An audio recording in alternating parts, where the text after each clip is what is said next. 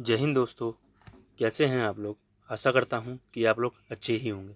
दोस्तों, आज की क्लास इम्पॉर्टेंट होने वाली है क्योंकि आज हम डिस्कस करेंगे यूपी डीएलएड फर्स्ट सेमेस्टर की कंप्यूटर की क्लास।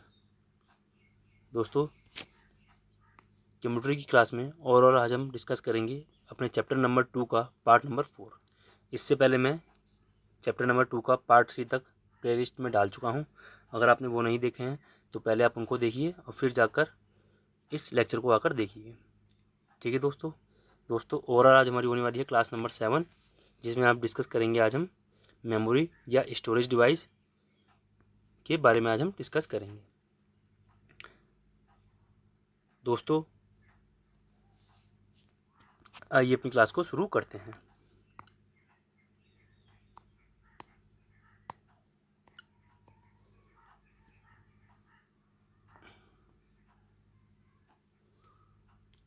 देखिए दोस्तों, आज हम डिस्कस करेंगे मेमोरी या स्टोरेज डिवाइस। मेमोरी या स्टोरेज डिवाइस, इंग्लिश में भी क्या बोलते हैं इसे, मेमोरी या स्टोरेज डिवाइस ही बोलते हैं। ठीक है दोस्तों, ये जो हमारा थर्ड पार्ट है, इससे पहले मैं पार्ट नंबर 1 जो कि हमारा था इनपुट डिवाइसेस और पार्ट नंबर 2 जो कि था प्रोसेसिंग डिवाइसेस, उसको मैं पिछले पार्टों में पढ़ा चुका हूँ, जो कि मेरे कंप्यूटर हार्डवेयर के पार्ट हैं। और मैं आपको रिवीजन भी करा देता हूँ। हमारे कंप्यूटर हार्डवेयर जब हमने पढ़ा था तो उसके हमने 4 पार्ट पढ़े थे। पहला इनपुट डिवाइसेस, दूसरा प्रोसेसिंग डिवाइसेस, थर्ड पढ़ा था मेमोरी या स्टोरेज डिवाइसेस और चौथा पढ़ा था हमने आउटपुट डिवाइसेस। तो पिछले लेक्चरों में मैंने पार्ट 1 और पार्ट 2 कंप्लीट कर दिया है। इस लेक्चर में हम मेमोरी डिवाइस या स्टोरेज डिवाइसेस के बारे में पढ़ेंगे। ठीक है दोस्तों, आइए दोस्तों अपने लेक्चर को स्टार्ट करते हैं। देखिए, मेमोरी डिवाइस क्या होता है। यह वह डिवाइस है जिसकी सहायता से कंप्यूटर का डाटा, रिजल्ट व निर्देश स्टोर होते हैं। क्या होते हैं, ये इंपॉर्टेंट शब्द है यहाँ पर। स्टोर क्या होते हैं, स्टोर होते हैं। क्या होते हैं, स्टोर होते हैं। ठीक है दोस्तों, ये इंपॉर्टेंट शब्द यहाँ पर। मेमोरी डिवाइस क्या है या स्टोरेज डिवाइस क्या है, जहाँ पर कोई भी डेटा हो वो क्या है, कंप्यूटर की मेमोरी में जाकर स्टोर होते हैं। स्टोर हुए डेटा को स्टोरेज डिवाइस द्वारा संग्रहित तथा आदान प्रदान किया जाता है। यानी कि जो डेटा स्टोर हो गया है उसको, उसका लेन देन या आदान प्रदान हम बोलें तो किसके द्वारा किया जाएगा, किसके द्वारा, स्टोरेज डिवाइस के द्वारा किया जाएगा। ठीक है दोस्तों, क्लियर है। आइए आगे चलते हैं। देखिए क्या है, स्टोरेज डिवाइसेस में स्टोर किया गया डाटा किसकी में, देखिए जीरो या वन के रूप में परिवर्तित होता है। क्योंकि हमारी क्या है, कंप्यूटर हमारी जो हाई लेवल लैंग्वेज है, जिसे हम HLL बोलते हैं, वो हमारी सिर्फ याद रखिएगा, जो कंप्यूटर है वो 0 और 1 की फॉर्म में समझता है। यानी कि ऑन या ऑफ, जिसे आप बोलते हैं ऑन या ऑफ, ऑन या ऑफ। ठीक है दोस्तों, जो मेरा 0 है वो मेरा क्या है बताइए, ऑफ है, पोजीशन है। और मेरा 1 क्या है, मेरी 1 क्या है, मेरा ऑन की पोजीशन है। ठीक है दोस्तों, क्लियर है। तो जो स्टोरेज डिवाइस है उसमें जो डाटा स्टोर किया गया है उसमें डेटा किसकी फॉर्म में, 0 और 1 के फॉर्म में परिवर्तित हो जाता है। यानी हम क्या कहते हैं, देखिए बाइनरी डिजिट, बाइनरी डिजिट यानी कि बिट, क्या कहते हैं, बिट। बाइनरी डिजिट यानी कि बिट, यानी कि 0 और 1 की फॉर्म में जिसे हम कहते हैं बाइनरी डिजिट कहा जाता है। बिट बिट कंप्यूटर को, कंप्यूटर की मेमोरी को मापने की सबसे छोटी इकाई है। देखिए वेरी इंपॉर्टेंट क्वेश्चन यहाँ पर बन जाता है, इंपॉर्टेंट क्वेश्चन बन जाता है यहाँ पर पेपर में। अगर आपसे पूछता है कि मेमोरी को मापने की सबसे छोटी इकाई कौन सी है, तो वो है बिट। क्या है, बिट। कंप्यूटर की मेमोरी को मापने की सबसे छोटी इकाई क्या है, बिट है। 8 बिट मिलकर 1 बाइट बनाता है। क्या है, 8 बिट मिलकर क्या बनाता है बताइए, 1 बाइट बनाता है। 8 बिट मिलकर कितना, 1 बाइट बनाता है, जो एक कैरेक्टर को स्टोर करने के लिए आवश्यक होती है। यानी कि एक कैरेक्टर, जैसे कि मैंने कोई एक कैरेक्टर लिख दिया, बताइए क्या लिख दिया, मैंने कोई एक कैरेक्टर लिखा ए। ठीक है दोस्तों, मैंने कोई एक कैरेक्टर लिखा ए, जैसे कि मैंने यहाँ पे लिखा है, देखिए ए। ये जो मेरा ए है ना, ये जो मेरा ए है, अगर इसको मुझे स्टोर करना है तो बताइए कितना, 8 बिट लगेंगी, यानी कि 1 बाइट। क्लियर है। यानी कि या मैं ये बोल दूं कि जो मेरा एक लेटर है, कोई भी एक लेटर है, मैं आपको बता देता हूँ। जैसे देखिए, आज का लेक्चर थोड़ा बड़ा होने वाला है, मैं आपको बता दूं। आज हम काफ़ी कुछ डिस्कस करेंगे। देखिए जैसे मैंने यहाँ पर ए लिखा, ये इसको अगर मुझे कंप्यूटर के फॉर्म में अगर मुझे लिखना है तो देखिए कुछ इस तरह 0 1 1 0 1 1 0 और 1 की फॉर्म में कुछ रिप्रेजेंट होगा। ये इससे मैं एक एग्जांपल दे रहा हूँ। और इस पूरे जो ए है ना, ये ए, ये जो मेरा स्टोर होगा, इसको स्टोर होने के लिए कितनी 8 बिट्स की जरूरत होगी। कितनी 8 बिट्स की, या 8 बिट्स बोले तो कितना बताइए, 1 बाइट। कितना 1 बाइट, 1 बाइट। ठीक है दोस्तों, 1 बाइट। क्लियर है, 1 बाइट। तो ये आपको समझ में आना चाहिए। कोई भी मुझे लेटर, या मान लीजिए ए या बी या सी, है ना, या मैं आपसे बोलूँ मुझे 4 अक्षर मान लीजिए, है ना, 4 अक्षर मान लीजिए। जैसे मैंने लिखा अमन, क्या लिखा मैंने, या मैंने लिखा, देखिए मैं यहाँ पे लिख रहा हूँ, मैंने यहाँ पे लिखा इंडिया। क्या लिखा, इंडिया। ठीक है, तो यहाँ पे मैंने इंडिया लिखा। तो देखिए इसमें कितने करेक्टर हैं बताइए, 5 इसमें करेक्टर हैं। यानी कि मुझे कितने 5 बाइट चाहिए होंगी लिखने के लिए। कितनी बाइट चाहिए होंगी मेरे को, 5 बाइट। या तो मैं बोलूँ कितनी 8 इंटू अगर मैं 5 कर लूँ तो कितनी बिट चाहिए होंगी, 40 बिट्स चाहिए होंगी मेरे को इंडिया लिखने के लिए। क्लियर है दोस्तों। आइए हम एक बार मेमोरी साइज़ क्या क्या होता है उसके बारे में डिस्कस कर लेते हैं। ये देखिए, ये जो हमारा फर्स्ट था वो हमारा कंप्लीट हो गया। अब हम डिस्कस करेंगे अपने मेमोरी साइज़ के बारे में। देखिए ये हमारा मेमोरी साइज देखिए, जो मेरे 4 बिट होते हैं। सबसे छोटा तो मैंने आपको बता दिया क्या है, सबसे छोटा बिट है। क्या है सबसे छोटा, हमारा बिट है। क्लियर है। ठीक है दोस्तों, अगर मेरी 4 बिट मिलती हैं तो मेरा क्या बनता है, एक निबल बनता है। क्या बनता है, एक निबल। 4 बिट अगर जुड़ेंगी तो क्या बनेगा, एक निबल बनेगा। या तो मैं बोलूँ 8 बिट अगर जुड़ेंगी तो 1 बाइट, जो मैंने आपको पीछे बताया था। 8 बिट जुड़ेंगी तो मेरा कितना बताइए, 1 बाइट। या मैं बोल सकता हूँ, क्या बोल सकता हूँ, थोड़ा सा पढ़ता हूँ। या तो मैं बोल सकता हूँ, देखिए क्या, अगर मैं इसको बोलूँ तो 2 निबल, 2 निबल, 2 निबल भी मेरे जुड़ जाएंगे तो मेरा क्या बनेगा बताइए, तो मेरा 1 बाइट ही बनेगा। क्योंकि एक निबल में 4 बिट है, 2 में कितनी हो जाएंगी, 8 बिट हो जाएंगी। क्लियर आपको। आइए दोस्तों आगे चलते हैं। अब हमारी 1 बाइट हो गई, 1 बाइट तक हम चले गए। अब अगर ऐसे ही मेरी 1024 बाइट हो जाएंगे तो मेरा बनेगा 1 किलो बाइट। क्या, 1 किलो बाइट, जिसे हम बोलते हैं 1 KB। क्या बोलते हैं, 1 KB, 1 KB। और ऐसे ही मेरी जो 1 KB है, ऐसी अगर 1024 KB जुड़ जाएंगी तो मेरा बनेगा 1 मेगाबाइट। क्या बनेगा, 1 मेगाबाइट, यानी कि 1 MB, 1 MB। क्लियर है दोस्तों। ठीक इसी तरह मेरा अगर मेरा 1024 MB जुड़ेगा तो बनेगा 1 गीगाबाइट, यानी कि 1 GB। जो आपने सुना भी होगा, मेमोरी कार्ड कितने का है, 1 GB का, 2 GB का, 16 GB की रैम मेरी कितनी है। ये सब उसी तरह है जो मेरा है GB में होता है। ठीक है दोस्तों। GB के बाद मेरा आता है TB। क्या आता है, TB। अगर मेरा 1024 GB जुड़ जाए तो हो जाता है 1 टेराबाइट, 1 टेराबाइट, यानी कि 1 TB, 1 TB। क्लियर है। ऐसी 1024 TB जुड़ जाए तो बनता है 1 पेंटाबाइट। क्या है, 1 पेंटाबाइट, यानी कि 1 TB। ठीक है दोस्तों। देखिए यहाँ पर क्या हुआ, सबसे पहले क्या था, KB, KB के बाद MB, MB के बाद GB, GB के बाद TB, TB के बाद मेरा क्या है, PB। क्लियर है। मानिए KB से लेकर PB तक आप याद कर लीजिए, पेपर में ये पूछ लेता है कभी कभी। सबसे छोटा पूछेगा तो क्या है, आपका बिट है। सबसे छोटा पूछेगा तो क्या है, बिट है। क्लियर दोस्तों।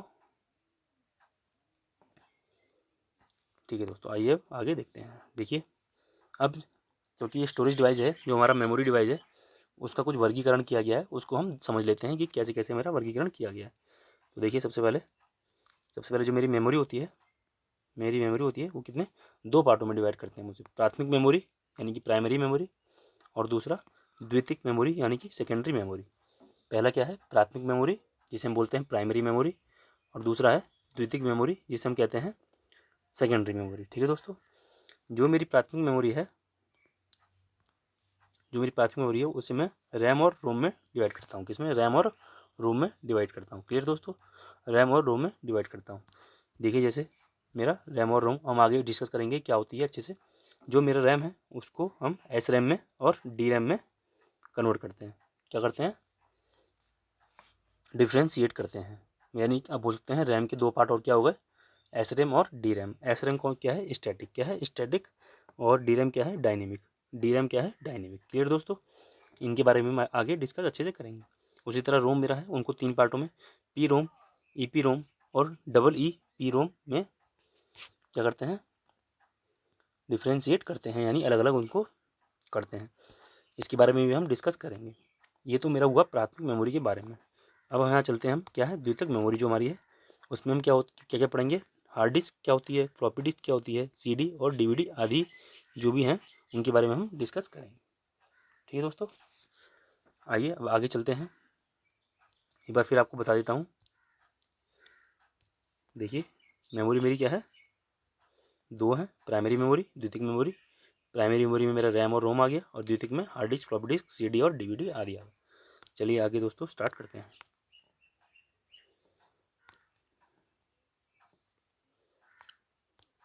देखिए सबसे आगे हम डिस्कस करेंगे प्राथमिक मेमोरी के बारे में।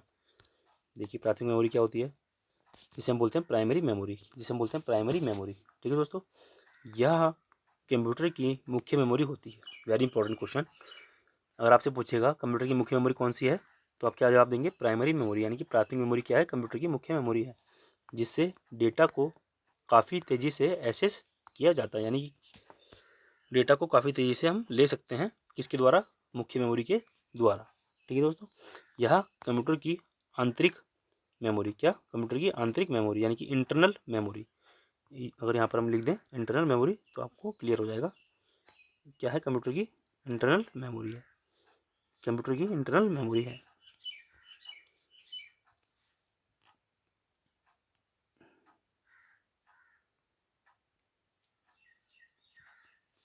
क्लियर है दोस्तों, यह कंप्यूटर की इंटरनल मेमोरी है। ठीक है दोस्तों, देखिए क्या है, कंप्यूटर की इंटरनल मेमोरी है। क्लियर है, और इसके दो भाग होते हैं, जैसे कि हमने पीछे देखा था, क्या, रैम और रोम, रैम और रोम। ठीक है दोस्तों, तो क्लियर हो गया आपको कंप्यूटर की सबसे जो मुख्य मेमोरी है वो कौन सी, प्राथमिक मेमोरी है यानी कि प्राइमरी मेमोरी, और इसको हम आंतरिक मेमोरी भी बोलते हैं यानी कि इंटरनल मेमोरी भी बोलते हैं इसको हम। ठीक है दोस्तों, और इसके दो भाग होते हैं, एक तो रैम और दूसरा रोम। क्लियर है, इस अब देखिए हमारा रैम क्या होता है और रोम क्या होता है, इसके बारे में हम आगे डिस्कस करेंगे।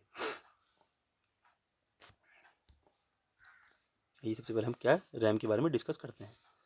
देखिए क्या है रैम, रैम को बोलते हैं हम, ये क्या, random access memory, random access memory, RANDOM, random access की स्पेलिंग क्या है, ACCESS और मेमोरी MEMORY। तो देखिए रैम क्या है, रैम कंप्यूटर का सबसे ज़रूरी पार्ट होता है। क्या है, रैम कंप्यूटर का सबसे ज़रूरी पार्ट होता है। इसका उपयोग डेटा को स्टोर करने में किया जाता है। क्लियर, इसका उपयोग डेटा को स्टोर करने में किया जाता है। यह एक अस्थाई या वोलेटाइल मेमोरी होती है। ठीक है दोस्तों, देखिए आप सबसे ज़रूरी समझिए, रैम क्या है, अस्थाई मेमोरी। अस्थाई मेमोरी का मतलब क्या है, जब आप कंप्यूटर को बंद कर देते हैं तो इसमें जो सेव डेटा होता है वो क्या हो जाता है, गायब हो जाता है। ठीक है दोस्तों, यानी कि एक अस्थाई मेमोरी है। ठीक इसके विपरीत जो मैं रोम पढ़ूंगा वो क्या है, वो स्थाई मेमोरी यानी कि नॉन वोलेटाइल मेमोरी, यानी कि जो उसमें आपने डेटा सेव कर दिया है वो परमानेंटली सेव रहेगा, वो कभी डिलीट नहीं होगा। इसलिए जो मैं रैम मेरी जो होती है ना, जो आपने मान लीजिए कंप्यूटर में आप कुछ वर्कशीट बना रहे हैं, आप मान लीजिए आपने कोई, आप PDF एडिट कर रहे हैं और अचानक आपका कंप्यूटर बंद हो जाता है, तो अगर आपने उसको PDF को सेव नहीं किया है तो वो रैम ही में रहेगी, और रैम में रहने की अगर मतलब क्या है कि वो दोबारा जब कंप्यूटर खोलेंगे तो आपको नहीं मिलेगी। लेकिन अगर आपने उस PDF को सेव कर दिया है, सेव करने के बाद वो कहाँ चली जाएगी, रोम में, और रोम में जाने के बाद वो आपको, अब वो परमानेंटली सेव हो गई तो वो आपको मिल जाएगी। तो आप क्लियर हो गए रैम और रोम में क्या अंतर है, आगे हम इसके बारे में डिस्कस करेंगे। तो देखिए मैंने आपको बता दिया, रैम क्या है, अस्थाई मेमोरी है, रैम क्या है, अस्थाई मेमोरी।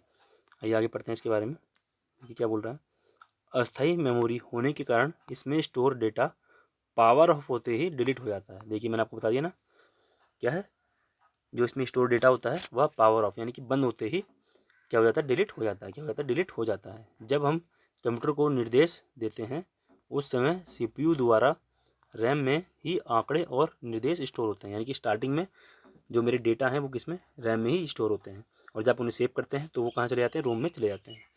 ठीक है दोस्तों, और यह देखिए कितने प्रकार की होती है, यह दो प्रकार की, एक तो SRAM और दूसरी DRAM। एक SRAM और एक DRAM। SRAM क्या है, स्टैटिक रैम, और DRAM क्या है, डायनेमिक रैम। इनके बारे में हम आगे अच्छे से डिस्कस करेंगे। चलिए देख लेते हैं क्या है। देखिए पहला मेरा क्या है, SRAM। पहला क्या है, एस रैम। देखिए क्या है, एस रैम यानी कि स्टैटिक रैम। क्या है, स्टैटिक रैम। स्टैटिक रैम देखिए क्या बोलते हैं इसमें, यह रैम बहुत कम रिफ्रेश होती है। क्या होती है, बहुत कम, क्योंकि स्टैटिक है तो क्या है, बहुत कम रिफ्रेश होती है, जिस वजह से डाटा देर तक स्टोर रह पाता है। यानी कि यह बहुत कम रिफ्रेश होती है, इसलिए इसमें डेटा बहुत देर तक स्टोर रह पाता है। इसकी स्पीड क्या होती है, अधिक होती है, क्योंकि यह स्टैटिक है और रिफ्रेश बहुत कम होती है, इसलिए इसकी स्पीड क्या है, बहुत ज़्यादा होती है इसकी स्टैटिक रैम की। ठीक है दोस्तों, आइए अब चलते हैं डी रैम के पास। देखिए डी रैम क्या होता है।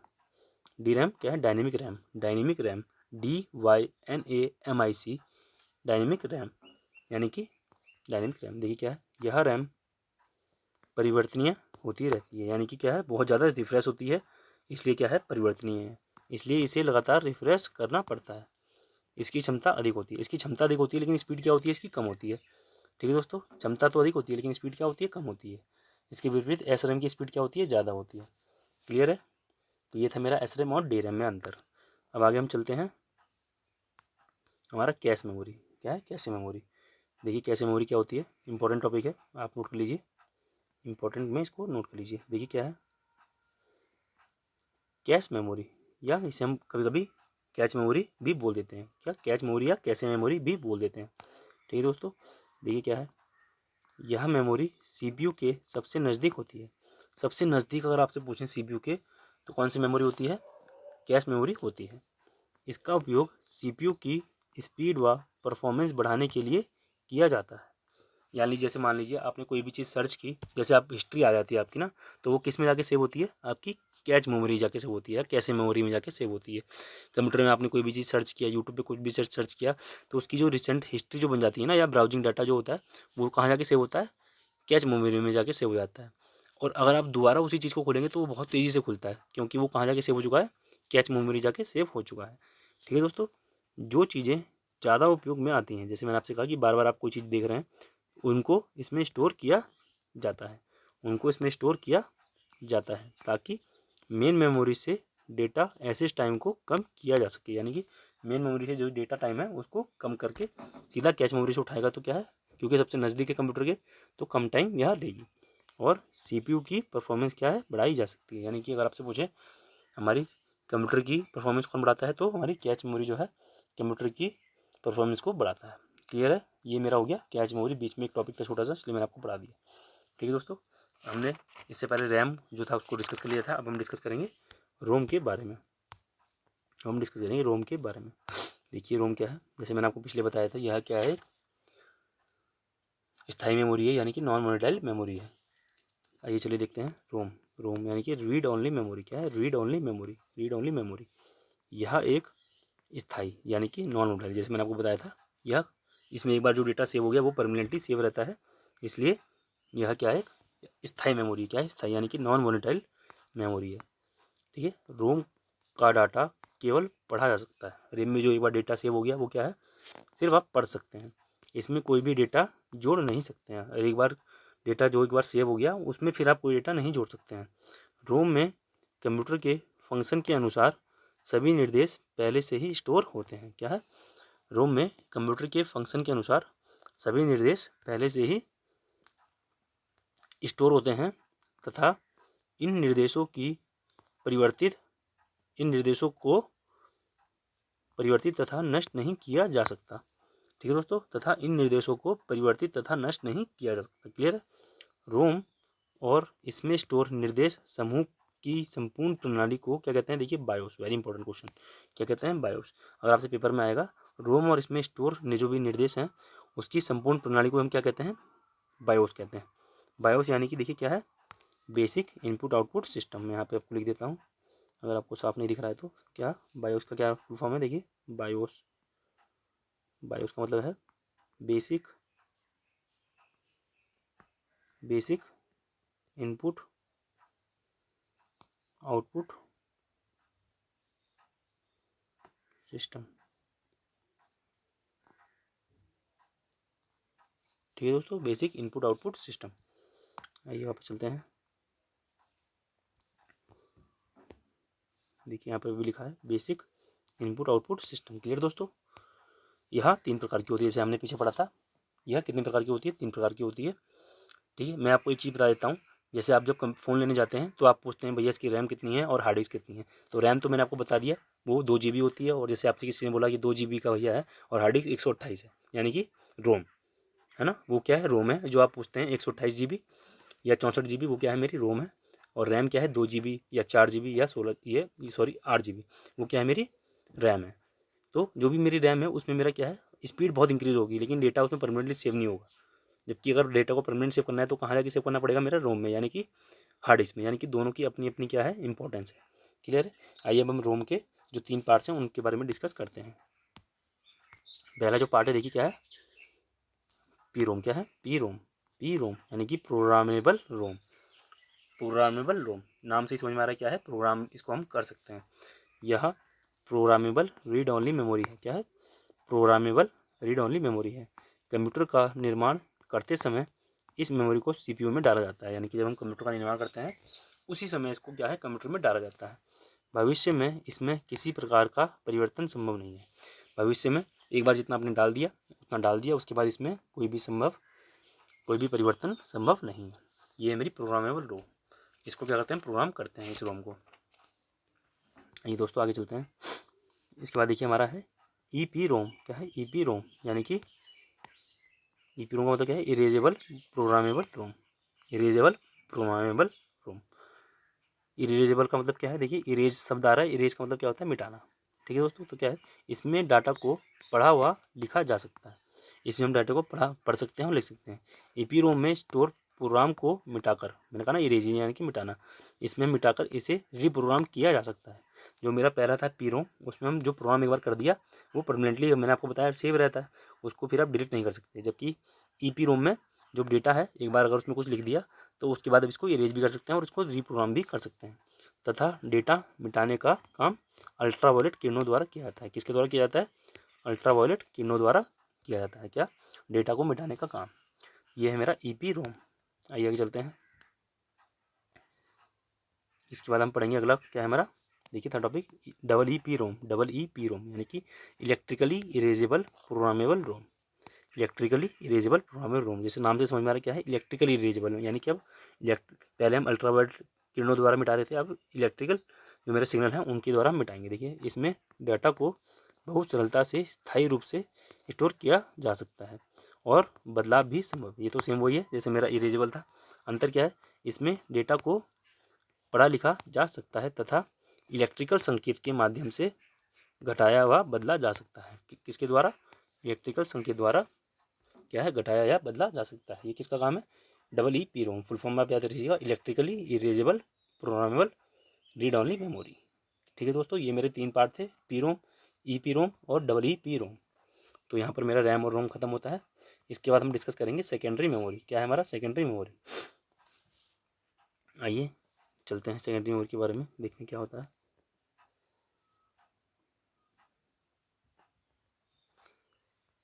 देखिए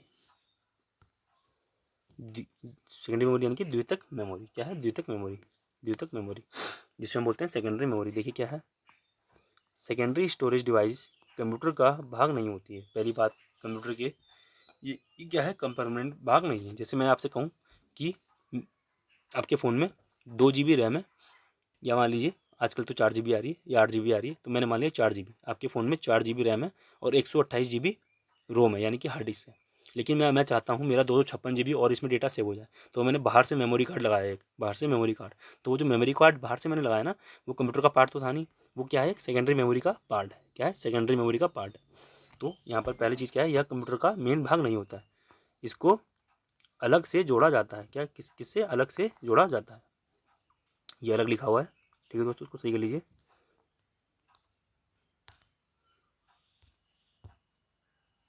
इसको अलग से जोड़ा जाता है।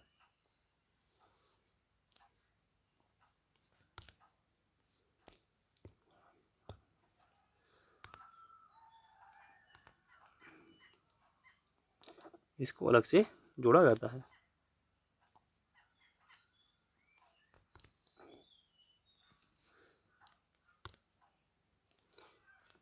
इसको अलग से जोड़ा जाता है। क्लियर है। सेकेंडरी स्टोरेज डिवाइस जो मेरा है उसको अलग से जोड़ा जाता है और यह कंप्यूटर का भाग नहीं होता है। इसमें डेटा स्थायी रूप से स्टोर रहता है। क्या है, इसमें डेटा स्थायी रूप से क्या रहता है, स्टोर रहता है। क्लियर है, ये तो आपको पता ही है। डेटा मेरा जैसे मेरा रोम है उसी तरह मेरा हार्ड डिस्क भी काम करता है, सेकेंडरी मेमोरी भी काम करता है, और क्या है, इसमें डेटा परमानेंटली मेरा क्या है, स्टोर रहता है। कंप्यूटर बंद होने पर डेटा डिलीट नहीं होता है। वेरी इंपॉर्टेंट, क्या है, डेटा जैसे कि रोम है उसी तरह ये भी है, इसमें क्या है, डेटा डिलीट नहीं होता है। जबकि रैम जो मेरा था, रैम, उसमें क्या है, डेटा मेरा डिलीट हो जाया करता था। क्लियर है। तथा आवश्यकता अनुसार इसमें सेव फाइल या फोल्डर को क्या बोला, देखिए, आवश्यकता अनुसार इसमें सेव फाइल या फोल्डर को खोलकर देख व इसमें सुधार कर सकते हैं। क्लियर है आपको। जैसे आपको पता होगा मेमोरी कार्ड में जब आपका मन करे इसमें आप क्या है, फाइल को ऐड कर सकते हैं या डिलीट कर सकते हैं या कोई ऐड कर सकते हैं चीज़ें अपने मन अनुसार। ठीक है दोस्तों, इनकी स्टोरेज क्षमता मुख्य मेमोरी से अधिक होती है। मैंने आप जैसे आपको बताया मेमोरी कार्ड, जैसे आपका बाहर से आप मान लिया हार्ड डिस्क लगाते हैं, हार्ड डिस्क आप कितनी 500 GB या 1 TB या 2 TB की भी लगा सकते हैं। तो इनकी क्या है, मेन जो मेमोरी है उससे बहुत ज़्यादा इनकी क्या होती है, क्षमता होती है। ठीक है दोस्तों, अब इनकी क्या है, कुछ उदाहरण देख लेते हैं। क्या है, floppy disk, hard disk, compact disk, pen drive आदि इसके क्या है, प्रमुख उदाहरण है। ठीक है दोस्तों, जैसे कि फ्लॉपी डिस्क हो गई, हार्ड डिस्क हो गई, है ना, हार्ड डिस्क आजकल आती है। कॉम्पैक्ट डिस्क यानी कि क्या है, CD। कॉम्पैक्ट डिस्क क्या है, यानी कि CD। ठीक है दोस्तों, पेन ड्राइव आपको पता ही है, इसे हम क्या बोलते हैं, PD बोलते हैं पेन ड्राइव को आजकल शॉर्ट फॉर्म में। और आप DVD बोल सकते हैं एक तरह से, है ना, digital video recorder. Sorry, DVD की क्या हुई full form, digital versatile disc. Digital versatile disc के बारे में आगे हम डिस्कस करेंगे। तो ये क्या है, इसके प्रमुख उदाहरण है, आप समझ पा रहे होंगे। तो आइए चलते हैं, पहले हम इनके पार्ट जो हैं उनको देख लेते हैं। देखिए, types of secondary memory. Types of secondary memory देखिए क्या क्या होते हैं। सबसे पहले क्या है, मैग्नेटिक डिस्क। क्या है, मैग्नेटिक डिस्क। जैसे आप नाम से समझ पा रहे हो कि इसमें क्या है, मैग्नेटिक डिस्क लगी होगी अंदर, और उन्हीं की ये बने होते हैं। तो देखिए, जैसे मैग्नेटिक डिस्क है वो क्या है, सबसे पहले क्या है, हार्ड डिस्क ड्राइव। क्या है, हार्ड डिस्क, जैसे जो आप नॉर्मल बोलते थे, क्या है, हार्ड डिस्क, है ना। तो वो हार्ड डिस्क जो होती है वो यही होती है जो कंप्यूटर के अंदर लगी होती है, और इसमें डेटा हमारा जो होता है सेव होता है। इसको शॉर्ट फॉर्म में बोलते हैं HDD। क्या बोलते हैं, HDD। क्या बोलते हैं, HDD। और दूसरा देखिए क्या है, फ्लॉपी डिस्क। क्या है, फ्लॉपी डिस्क, ये बहुत पहले चलती थी, इसका स्पेस बहुत कम होता था, और अब ये लगभग लगभग बंद हो चुकी है। तीसरा है मैग्नेटिक टेप। क्या है, मैग्नेटिक टेप भी हमारा जो है वो बहुत कम चलता है, बंद हो चुका है। नया जो हमारा आया है ना, वो है हमारा सॉलिड स्टेट ड्राइव, यानी कि SSD। SSD, इसकी जो स्पीड होती है वो बहुत फास्ट होती है, बहुत ज़्यादा फास्ट, और इसमें हमारे बहुत सारे IC वगैरह और माइक्रो प्रोसेसर के रूप में बहुत छोटी छोटी डिवाइसेस लगी होती हैं, जिसके थ्रू ये बना होता है। तो आजकल जो कंप्यूटर में नई नई कंप्यूटर में जो लगा आ रहा है, जिसकी वजह से स्पीड बहुत फास्ट है, वो मेरी क्या है, SSD है। पुराने कंप्यूटर में क्या लगी आती थी, HDD लगी आती थी। क्लियर दोस्तों। चलिए दोस्तों, देखते हैं ऑप्टिकल डिस्क। क्या है, ऑप्टिकल, अगला क्या है, ऑप्टिकल डिस्क। ऑप्टिकल डिस्क में क्या क्या आ गया, देखिए आपका कॉम्पैक्ट डिस्क यानी कि CD। क्या आ गया, CD। और दूसरा डिजिटल वर्सेटाइल डिस्क या DVD, जो मैं आपको बता रहा था, एक CD या DVD, ये क्या है, आपकी ऑप्टिकल डिस्क है। क्या है, ऑप्टिकल डिस्क। क्लियर है। इसके बाद तीसरा देखिए क्या है, फ्लैश मेमोरी। क्या है, फ्लैश मेमोरी, जिसमें आ गया हमारा पेन ड्राइव या मेमोरी कार्ड। क्लियर है बिल्कुल। अब आपको देखो बिल्कुल समझ में आ रहा होगा। सेकेंडरी डिवाइस क्या क्या हो गए, CD, DVD, pen drive, memory card, hard disk, है ना, या फ्लॉपी डिस्क। ये सब मेरे जितने भी पार्ट हैं, ये क्या है, मेरे अलग अलग मैंने डिवाइड कर दिया, मैग्नेटिक डिस्क में, ऑप्टिकल डिस्क में और फ्लैश डिस्क में। ठीक है दोस्तों, अब इनको हम एक एक करके डिस्कस कर लेते हैं कि ये क्या क्या होते हैं। चलिए, सबसे पहले हम डिस्कस करेंगे मैग्नेटिक डिस्क के बारे में। तो देखिए, मैग्नेटिक डिस्क क्या होती है, इसमें डायरेक्ट एक्सिस तरीके का प्रयोग होता है। किसका, डायरेक्ट एक्सिस तरीके का प्रयोग होता है, जिसका अर्थ क्या है, देखिए, सेकेंडरी मेमोरी में स्टोर किसी जानकारी को सीधे एक्सेस करना। क्या है, यानी कि इससे जो भी डेटा सेव होता है वो सीधा हम मेन मेमोरी में उसको हम क्या कर सकते हैं, एक्सेस कर सकते हैं। ठीक है दोस्तों, इसलिए इसको हम डायरेक्ट, आजकल क्या है, हमारा इनबिल्ट कंप्यूटर में आता है। वैसे ये पार्ट नहीं है कंप्यूटर का अलग से, लेकिन इसको हम फिर भी क्या है, कंप्यूटर के साथ ही फिट कर देते हैं, ताकि, और इसका कनेक्शन डायरेक्ट किससे होता है, मेन मेमोरी से होता है। ठीक है, इसके एग्जाम्पल मैं आपको बता ही चुका हूँ, जैसे क्या है, हार्ड डिस्क ड्राइव। क्या है, hard disk drive, short form में क्या बोलते हैं हम इसे, HDD। देखिए, इस इसे कंप्यूटर का प्रमुख डाटा स्टोरेज डिवाइस कहा जाता है। इसे इसे कंप्यूटर का प्रमुख डेटा स्टोरेज डिवाइस कहा जाता है। ठीक है दोस्तों, क्योंकि सिस्टम में मौजूद ऑपरेटिंग सिस्टम यानी कि OS, सिस्टम में मौजूद ऑपरेटिंग सिस्टम यानी कि OS कंप्यूटर एप्लीकेशन और डेटा फाइलों को लंबे समय तक स्टोर करके रखता है। क्या है, जो मेरा HDD है, वेरी इंपॉर्टेंट है, क्योंकि ये मेन जो मेरा OS है, और मेरा कंप्यूटर एप्लीकेशन जितने भी हैं, और या कंप्यूटर में कोई फाइल है, उन सबको क्या करता है मेरा HDD यानी कि हार्ड डिस्क ड्राइव स्टोर करके रखता है। इसकी क्षमता देखिए कितनी है, 1 TB 2 TB इनकी क्या है क्षमता, यानी कि इनकी क्षमता क्या है बहुत ज़्यादा होती है। ठीक है, ठीक है दोस्तों। पहले क्या आती थी 250 GB या 500 GB तक आती थी, आजकल क्या है 1 TB 2 TB यानी कि ज़्यादा बहुत ज़्यादा होने लग गई है इसकी क्षमता। आइए अब आगे चलते हैं, हम डिस्कस करेंगे फ्लॉपी डिस्क के बारे में। देखिए क्या है floppy disc. Floppy disk, floppy disk की क्षमता कम होती है, क्या है मैंने आपको बताया था फ्लॉपी डिस्क की क्षमता क्या है बहुत कम होती है, इसलिए अभी आना बंद हो गई है। एक सामान्य 3.5 इंच, देखिए बहुत छोटा है, 3.5 इंच डिस्क में मात्र 1.44 MB, यानी कि MB देखिए MB के बाद GB फिर TB, कितना बड़ा गैप है। ये मात्र 1.4 MB, मतलब स्टार्टिंग में जो थी ना मेरी फ्लॉपी डिस्क आई थी आज से बहुत साल पहले, कम से कम 20-25 साल पहले, इसलिए अब इसका प्रयोग हम बहुत कम करते हैं। डाटा ही स्टोर किया जा सकता है, इसलिए यह कम प्रचलन में है। ठीक है दोस्तों, ये बहुत कम प्रचलन में है। अब हम ज़्यादातर CD DVD मेमोरी कार्ड या पेन ड्राइव का प्रयोग करते हैं। ठीक है, आइए हम डिस्कस करते हैं अब मैग्नेटिक टेप के बारे में। मैग्नेटिक टेप के बारे में हम डिस्कस करते हैं। इनकी संरचना ऑडियो कैसेट की रील की तरह होती है। आपने देखा होगा पहले ज़माने में ऑडियो कैसेट की रील आती थी, जिसको हम वीडियो रिकॉर्डर में डालते थे, कैसेट जिसे हम बोलते हैं, और वो घूमती थी गोल गोल, उसको हम बोलते हैं मैग्नेटिक टेप। इनका प्रयोग बहुत समय पहले बंद हो गया है। जैसे कि मेरा फ्लॉपी डिस्क है उसी तरह मेरा मैग्नेटिक भी है, और इनका भी प्रयोग मेरा बहुत समय पहले बंद हो गया था। ठीक है दोस्तों, इसलिए हम इनको ज़्यादा डीप में नहीं पढ़ेंगे। अगला हम पढ़ेंगे solid state drive. Solid state drive, देखिए क्या है solid state drive, very important, very important. देखिए क्या है, यह HDD के सामान्य कार्य करती है। यह HDD जो है ना मेरा, यानी कि हार्ड डिस्क ड्राइव, उसकी समान मेरा क्या करती है कार्य करती है, मगर इसकी स्पीड बहुत तेज़ होती है। मैंने आपको बताया ना भी इसकी स्पीड क्या है बहुत ज़्यादा तेज़ है, वेरी इंपॉर्टेंट पॉइंट। अगर आपसे पूछता है HDD ज़्यादा की स्पीड ज़्यादा तेज़ है या HDD की, तो मेरी जो सॉलिड स्टेट ड्राइव है SSD, उसकी मेरी स्पीड ज़्यादा होती है। HDD ध्वनि रहित होती है। क्या जो मेरी हार्ड डिस्क होती है ना, उसमें मेरी इंटरनल क्या होती मेरी, वो घूमती है अंदर जो है ना, जिस तरह मेरा मेरा मैग्नेटिक टेप है ना वो घूमता है ना, उसी तरह मेरा हार्ड डिस्क भी अंदर घूमती है। जबकि SSD जो मेरी है उसमें क्या है, मैंने आपको बताया बहुत सारे IC, बहुत सारे मेरे क्या लगे हुए हैं कंपोनेंट्स लगे हुए हैं। जैसे कि मेरा क्या है रेजिस्टेंस हो गया, और जैसे कि मेरा क्या है डायोड है, जैसे कि मेरा कैपेसिटर है। तो इस तरह के मेरे बहुत सारे पार्ट्स लगे हैं बहुत ही छोटी छोटी जगह में, है ना, यानी कि बहुत छोटी जगह में कम से कम हज़ार लाखों कंपोनेंट्स लगे हैं। तो इसमें कोई मूविंग पार्ट नहीं है, सब स्टेबल है। ठीक है, तो ये क्या है ध्वनि रहित है, और यह HDD से ज़्यादा विश्वसनीय होती है, क्योंकि यह घूमती नहीं है अंदर, तो इसके ख़राब होने की चांसेस भी बहुत कम है। इसलिए जो SSD है, SSD है सॉरी, वो क्या है ज़्यादा विश्वसनीय है, क्योंकि इसकी लाइफ ज़्यादा होती है। क्लियर आप, ठीक ठीक है दोस्तों, क्लियर आपको। तो इसकी लाइफ क्या है बहुत ज़्यादा होती है किससे HDD से। HDD क्या है, क्योंकि अंदर घूमती रहती है तो उसकी ख़राब होने के चांसेस ज़्यादा है, जबकि SSD जो मेरी D है उसमें ख़राब होने के चांसेस क्या है बहुत ही कम होते हैं। तो ये जो मेरा था, जो हमने 4 पढ़े किस्म के मैग्नेटिक डिस्क के पार्ट जो थे मैंने ये पढ़ लिए। अब इसके बाद हम डिस्कस करेंगे ऑप्टिकल डिस्क के बारे में। ऑप्टिकल डिस्क के बारे में आइए देखिए ऑप्टिकल डिस्क क्या होता है। दूसरा मेरा पार्ट है ऑप्टिकल डिस्क। क्या है दूसरा पॉइंट मेरा, क्या है ऑप्टिकल डिस्क। इनका प्रयोग हम कंप्यूटर में अतिरिक्त यानी कि सेकेंडरी मेमोरी के रूप में करते हैं। अतिरिक्त सेकेंडरी मेमोरी के रूप में करते हैं। इनका उपयोग म्यूजिक, वीडियो और सॉफ्टवेयर प्रोग्राम को स्टोर करने के लिए किया जाता है। आपने देखा होगा मेरा जो CD है, मेरा DVD है, इनके क्या एग्जांपल हैं, CD या DVD मेरे इनके एग्जांपल हैं। तो CD या DVD में आपको एप्लीकेशन लेना है, या कोई वीडियो लेनी है, क्या ऑडियो लेना है, तो इसके लिए हम इनको प्रयोग करते हैं। ठीक है दोस्तों, इनमें डेटा को लेजर किरणों से रीड और राइट किया जाता है, वेरी इंपॉर्टेंट। कोई आपसे पूछता है CD और जो मेरी DVD है उनमें जो डेटा है उनको कैसे रीड या राइट किया जाता है, यानी उसमें कैसे डेटा लिखा जाता है, तो लेजर किरणों के द्वारा इनमें डेटा लिखा जाता है। ठीक है दोस्तों, क्लियर होना चाहिए आपको। ये मेरे ऑप्टिकल डिस्क हैं, इनके जो मेरे पार्ट आपको बताए क्या CD और DVD। आइए उनको भी देख लेते हैं एक बार कि CD क्या होता है और DVD क्या होता है, दोनों में क्या अंतर है। जो मेरा पहला है देखिए क्या है मेरा CD, क्या है CD यानी कि कॉम्पैक्ट डिस्क। कॉम्पैक्ट डिस्क इसकी फॉर्म याद कर लीजिए, क्या है कॉम्पैक्ट डिस्क।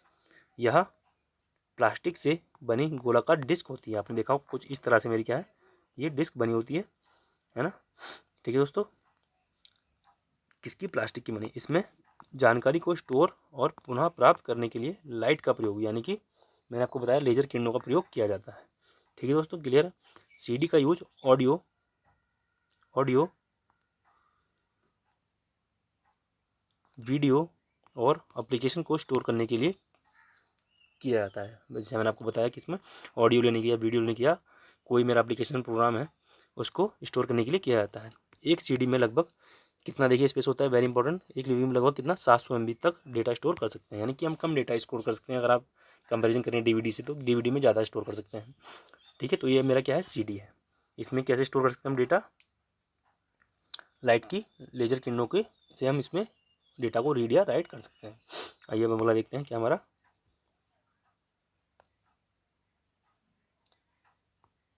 डीवीडी क्या है, हमारा अगला डीवीडी। देखिए मेरा डीवीडी, डीवीडी को क्या बोलते हैं, digital versatile disc. Digital versatile disc very important full form पूछता है। सीडी की क्या है, कॉम्पैक्ट डिस्क, और डीवीडी की क्या है, डिजिटल वर्सेटाइल डिस्क। यह सीडी के समान होती है, पहली चीज़। दूसरी, ऐसी मेरी सीडी होती है ना, ठीक उसी तरह आपने देखा होगा वो मेरी डीवीडी भी होती है, लेकिन इसकी स्टोरेज क्षमता 4.7 GB से 8.7 GB तक होती है। यानी कि नॉर्मल क्या है 4.7 GB या 8.5 GB तक होती है। यानी कि अगर हम बोले तो जो मेरी डीवीडी है उसका स्पेस मेरा सीडी से ज़्यादा होता है। इसे डिजिटल वीडियो डिस्क भी कहते हैं, इसे डिजिटल वीडियो डिस्क भी कहते हैं, या डिजिटल वर्चुअल डिस्क या डिजिटल वीडियो डिस्क भी कहते हैं। काम दोनों का सेम ही है, दोनों में हम रीड और राइट कैसे, लेजर किरणों द्वारा करते हैं, यानी कि लाइट की फॉर्म में करते हैं। क्लियर दोस्तों। अब हम चलेंगे नेक्स्ट हमारा टॉपिक है वो क्या, हमारा फ्लैश मेमोरी। क्या है, फ्लैश मेमोरी। फ्लैश मेमोरी, तो देखिए हमारा थर्ड जो टॉपिक है वो क्या है, फ्लैश मेमोरी। इसका उपयोग अधिकतर डेटा को बैकअप, क्या है, डेटा को बैकअप रखने के लिए, डेटा का बैकअप रखने के लिए किया जाता है। किस लिए उपयोग किया जाता है, डेटा का बैकअप रखने के लिए। जैसे कि मेरा पेन ड्राइव हो गया, जैसे मेरा मेमोरी कार्ड हो गया, तो हम क्या करते हैं, इनमें हम डेटा को स्टोर कर लेते हैं, और जब मन होता है दोबारा कंप्यूटर में लगाकर, सीपीयू में लगाकर, इससे हम डेटा को यूज़ कर सकते हैं। इसमें डेटा को इलेक्ट्रिकली स्टोर और डिलीट कर सकते हैं। Very important. किस डीवीडी जो मेरा है, सीडी और डीवीडी जो हमने पढ़ा उसमें क्या लेजर किरणों द्वारा होता है, जबकि मेरा मेरा पेन ड्राइव है, और मेरा मेमोरी कार्ड है, उसको डेटा हम कैसे स्टोर करते हैं, उसमें इलेक्ट्रिकली स्टोर या डिलीट करते हैं। यह एक प्रकार की डबल रोम, क्या है, नोट कर लीजिए, क्या है, एक प्रकार क्या है, डबल रोम है। ठीक है, यह रिमूवेबल स्टोरेज डिवाइस है। जैसे मैंने आपको बताया क्या है रिमूवेबल, मतलब इसको आप कंप्यूटर से निकाल व लगा सकते हैं। जैसे कि आपने देखा होगा पेन ड्राइव, हम जब मर्जी पेन ड्राइव में इसको लगा ले, कंप्यूटर सीपीयू में लगा ले, और जब मर्जी इसको पेन ड्राइव को सीपीयू से निकाल सकते हैं। ठीक है दोस्तों, इसलिए इसका उपयोग एक कंप्यूटर से दूसरे कंप्यूटर में डाटा ट्रांसफ़र के लिए करते हैं। आपने एक कंप्यूटर से क्या करा, इसको एक कंप्यूटर में इसको सीपीयू में लगाया, वहाँ से कुछ डेटा लिया, और दूसरे फिर जाकर, क्योंकि ये क्या है रिमूवेबल है, ठीक है दोस्तों, और पोर्टेबल है, तो दूसरे कंप्यूटर में जाकर फिर वहाँ उस कंप्यूटर में सीपीयू में लगाया, और उससे स्टोर या डिलीट इसमें डेटा हम कर सकते हैं। तो यह बहुत एक अच्छा डिवाइस है, और इसमें डेटा जो मेरा है इलेक्ट्रिकली मेरा क्या है डिलीट या इसमें जोड़ या घटा सकते हैं। क्लियर है।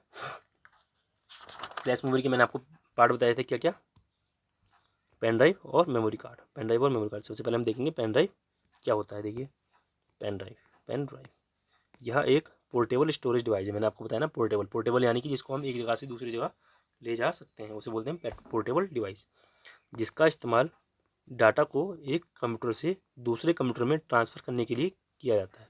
क्लियर आपको, जिसका उपयोग डेटा को एक कंप्यूटर से दूसरे कंप्यूटर में ट्रांसफ़र करने के लिए किया जाता है। यहाँ देखिए क्या है, 2, 4, 8, 16, 32, 64, 128, 256 GB, यानी कि 2 GB, 4 GB, 8 GB, 16 GB, इस तरह से 256 GB तक आदि क्षमताओं में उपलब्ध है। क्या, मेरी पेन ड्राइव। ये मेरी क्या है, सेकेंडरी स्टोरेज डिवाइस है। ठीक है दोस्तों, और इसको आप आजकल तो फ़ोन में और जो हमारा कंप्यूटर है दोनों में इसको हम लगा सकते हैं, और इसमें हम डेटा सेव कर सकते हैं। तो ये मेरा क्या है, पेन ड्राइव। अगला हम देखते हैं क्या, हमारा मेमोरी कार्ड। क्या है, हमारा मेमोरी कार्ड। तो देखिए मेमोरी कार्ड जो आज हमारा लास्ट टॉपिक होने वाला है, क्या है, मेमोरी कार्ड। यह एक छोटी चिप होती है, जैसे आपने देखा होगा पहले फ़ोनों में हमारी क्या है, छोटी चिप लगती थी, जिसे हम कहते थे मेमोरी कार्ड, जिसका उपयोग मुख्य रूप से मोबाइल फ़ोन, किससे मुख्य रूप में, मोबाइल फ़ोन में, या कैमरे में, या MP3 प्लेयर जो आते थे पहले, या अन्य पोर्टेबल डिवाइस में डेटा रखने के लिए किया जाता है। ज़्यादातर हम किसमें उपयोग करते हैं, कैमरे में या अपने मोबाइल फ़ोन में यूज़ करते हैं। ये छोटी चिप होती है। इसे SD कार्ड, वेरी इंपॉर्टेंट, इसे SD कार्ड यानी कि सिक्योर डिजिटल कार्ड, यानी कि सिक्योर डिजिटल कार्ड भी कहते हैं। क्लियर है आपका? इसे हम कहते हैं मेमोरी कार्ड की, क्या कहते हैं इसे? SD कार्ड, यानी कि सिक्योर डिजिटल कार्ड भी कहते हैं। तो ये जो था आपका फ्लैश मेमोरी, जिसमें आपके पेन ड्राइव और मेमोरी कार्ड आते हैं, इनमें हम डेटा इलेक्ट्रिकली, नोट कर लीजिए, इनमें डेटा इलेक्ट्रिकली ऐड या डिलीट कर सकते हैं। जबकि CD और DVD था उसमें लेजर किरणों द्वारा, यानी कि लेजर किरणों द्वारा हम डेटा को ऐड या डिलीट कर सकते थे। अंतर दोनों में स्पष्ट है। ठीक है दोस्तों, तो आज जो हमारा ये टॉपिक है ये हमारा समाप्त होता है। इसमें आज हमने पूरा जो है डिस्कस कर लिया है। ठीक है दोस्तों, अगर आपको समझ में ना आया हो क्योंकि आज लेक्चर बड़ा था, तो आप इसको दोबारा भी देख सकते हैं। देखिए, आज हमने प्राथमिक मेमोरी के बारे में डिस्कस करा, द्वितीयक मेमोरी के बारे में डिस्कस करा, फिर रैम के बारे में, फिर रोम के बारे में, और फिर इनके पार्ट्स जो जो होते हैं उनके बारे में डिस्कस करा। फिर द्वितीयक मेमोरी के बारे में डिस्कस करा, जिसमें hard disk, floppy disk, CD और DVD आते हैं। ठीक है दोस्तों, क्लियर है? चलिए दोस्तों, आज जो हमारा ये लेक्चर है वो हमारा क्या होता है, ख़त्म होता है, और मिलते हैं नेक्स्ट क्लास में। अगर आपको ये क्लास पसंद आई हो तो प्लीज़ इस क्लास को लाइक कर दीजिएगा, और अगर आपका कोई कमेंट है तो आप कमेंट भी कर सकते हैं। और इस क्लास को अगर अपने दोस्तों तक शेयर करते हैं तो उनको इस क्लास का फ़ायदा मिलेगा। ठीक है दोस्तों, और अगर आपने अभी तक सब्सक्राइब नहीं किया है तो प्लीज़ सब्सक्राइब कर लीजिएगा, और अपने दोस्तों से भी मेरे चैनल को सब्सक्राइब कराइएगा। ठीक है दोस्तों, मिलते हैं फिर नेक्स्ट क्लास में। तब तक के लिए बाय, जय हिंद, अपना बहुत ध्यान रखिएगा।